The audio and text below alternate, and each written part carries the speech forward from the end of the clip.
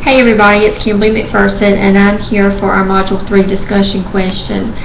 We've been placed on two different teams. I've been placed on Team 2. Therefore, my discussion will be regarding the opposition of use of omega-3s. To begin, we must first look at what omega-3 is. It is a fatty acid that is in our dietary supplementation.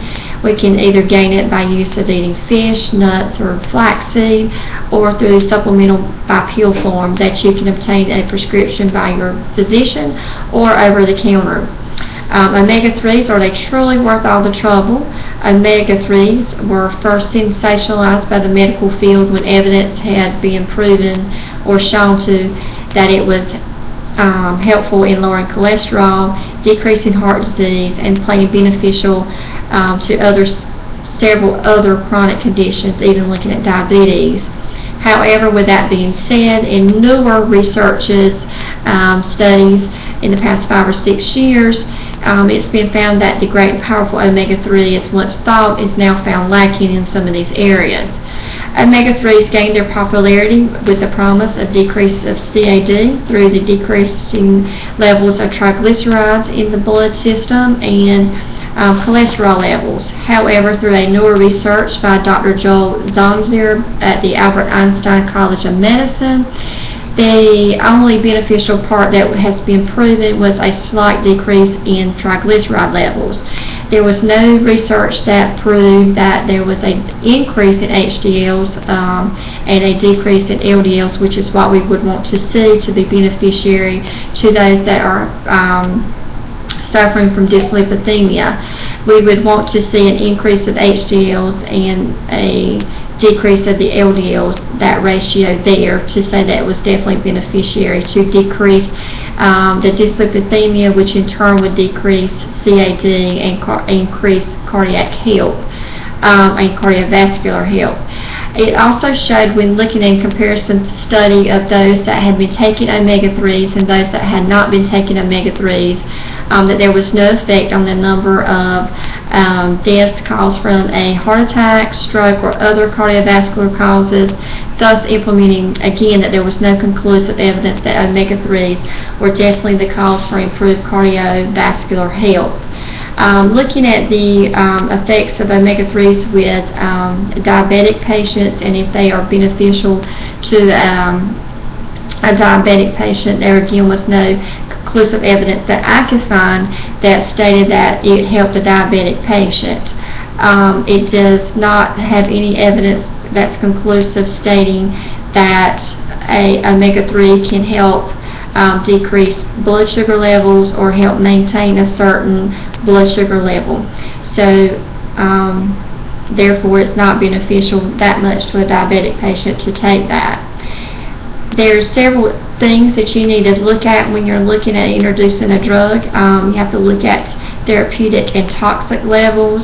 One of the things that newer research has said that people that were opposed to the new results saying that it wasn't as effective was looking at the amount of drug or omega-3 that was used, saying that it wasn't a high enough dose to be potent.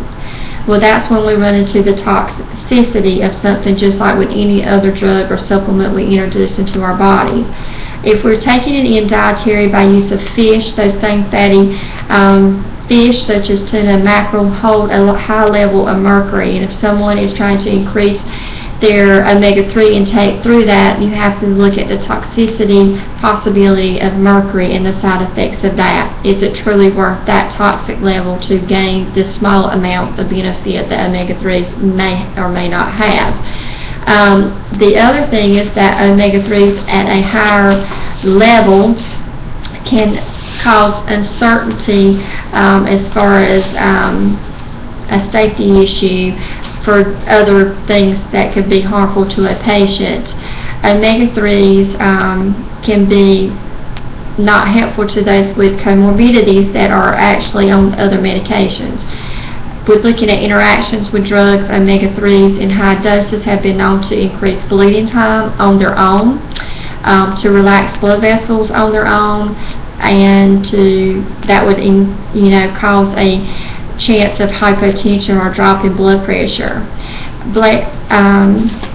We're looking at it in relation to taking medications and interactions with medications. If a person is taking a medicine for hypertension and they're taking omega-3s, it puts them more at risk for a hypotensive episode and possible syncopal episode, thus putting them at risk.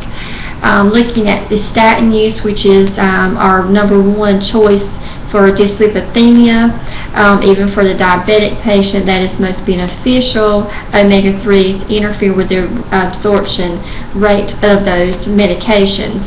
Therefore, if you're taking omega-3s, you're kind of beating a dead horse, so to speak, because it's going to block the effectiveness of the statins, which in turn truly have been proven to decrease necessary triglyceride and LDL levels and increasing HDL levels, which is what we would want to see to improve CAD. If a patient is on blood thinners, that puts them more at risk for bleeding with the interactions of the omega-3s. Thus, you look at risk for stroke, hemorrhagic stroke. You also look at a risk for bleeding and bruising, and internal bleeding. So that's something you need to take in consideration when you're looking at these patients with a lot of comorbidities, which is what our high population is. So when you look at through all the different newer research results, don't believe the hype, like that's been proven or being placed out there for omega-3s. You really need to look at the patient and proceed with precaution and looking at their history and physical, their comorbidities, the type of drugs they may be on for chronic conditions that they definitely need, and a lot of patient education with this. So with taking all that in consideration, I do not believe omega-3s are as beneficial and worth all the trouble. So that ends my discussion. Thank you. See you next week.